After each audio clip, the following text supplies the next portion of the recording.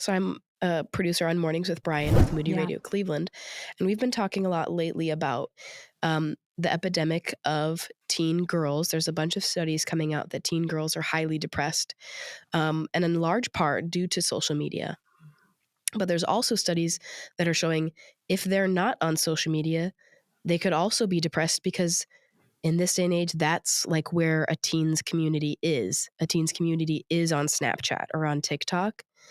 And so how would you go about like having both? Like I would want my child to have their community. I don't want them to feel left out.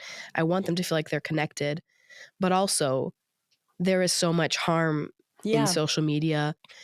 How can we have both? How can we have So I'm going to community? push back on that a little Sure. bit, that social media has an element of it. It's that is different than just Yeah. other things online. It is a different kind of medium that it's harder to use responsibly because the whole thing is kind of set up on people comparing themselves and it's just kind of set up in a certain way that yes, it can be used, but most likely for girls, it's not being really used in a great positive way. So there's a new study from the University of North Carolina that just came out, and they were talking about, and I was listening to Dr. Leonard Sachs, a pediatrician, talk about it. So he said it much better. So I'll do my best with this. But the idea is, with a 6th or 7th grader, right? They're having this great brain growth, right? So when, it's going to happen for Trey too, so this wonderful brain growth where right now it's really strong in their amygdala. It's kind of like that primitive brain of, fear and anxiety, but now it's going to grow into their prefrontal cortex where they're going to be able to have emotional regulation and they're going to have self-control. And in those 3 years of like 6th grade, 7th grade, 8th grade, usually they see this really lovely pattern in the brain of the amygdala losing a little power, and then that prefrontal cortex really coming into bear, and here it comes. So when they look at kids that don't use social media or not very much, they see that regular growth in the prefrontal cortex. But when they looked at kids who are on social media, and they said just checking like 20 times a day, which is really not that much if you have a tween or a teen, that's not that often. So 20 times a day, what they found was that was not happening. That prefrontal growth was not happening. And instead, it was all centering on the amygdala because they were being strengthened with that fear, anxiety, like it wasn't growing.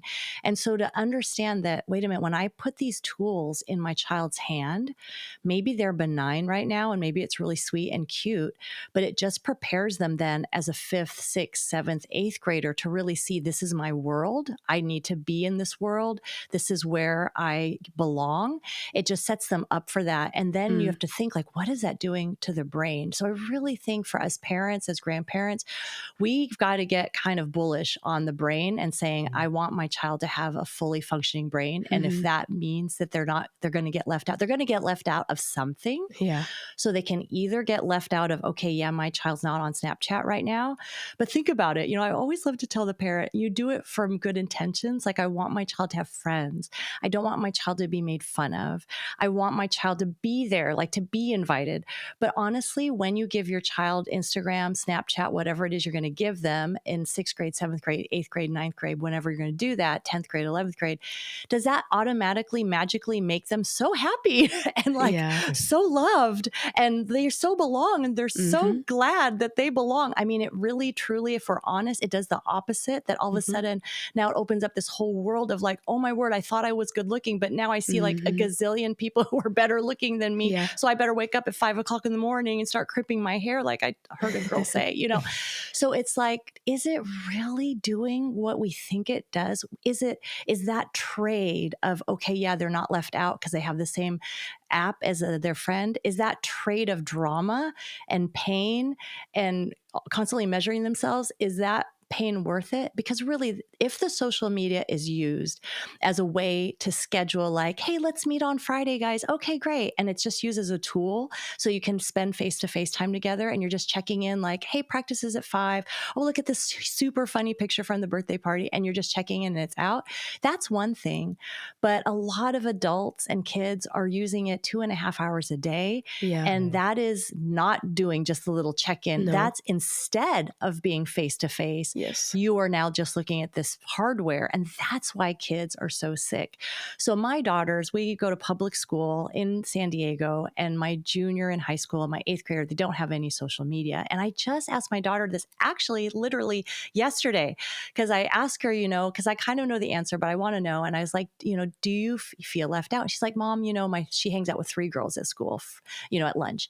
And she'll say like, yeah, those 3 girls, they use social media like after school to like post things to each other and talk to each other. But honestly, like they never make me feel like, oh, you missed it. Like you're not our friend anymore. She's Yeah. like, they're my friend. Like these are my Mhm. friends. And we can talk about whatever they posted and they'll tell me like, oh, look at this and Yeah. whatever.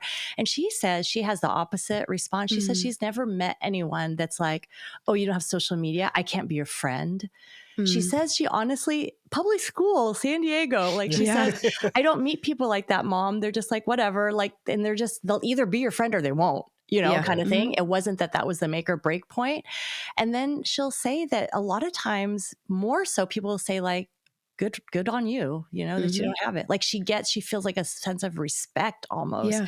So I think if kids are confident and they have friends in real life. So if the person is a loner, right, and they've Mhm. no friends, and this is the only way to make friends, no wonder. But that's why as parents, we've got to help them have like a friend from a sport and a friend at youth group and maybe a family friend from when they were Mhm. little kids. And we make special efforts so they can see each other face to face because they really click, Yeah. whatever it is that we're doing things.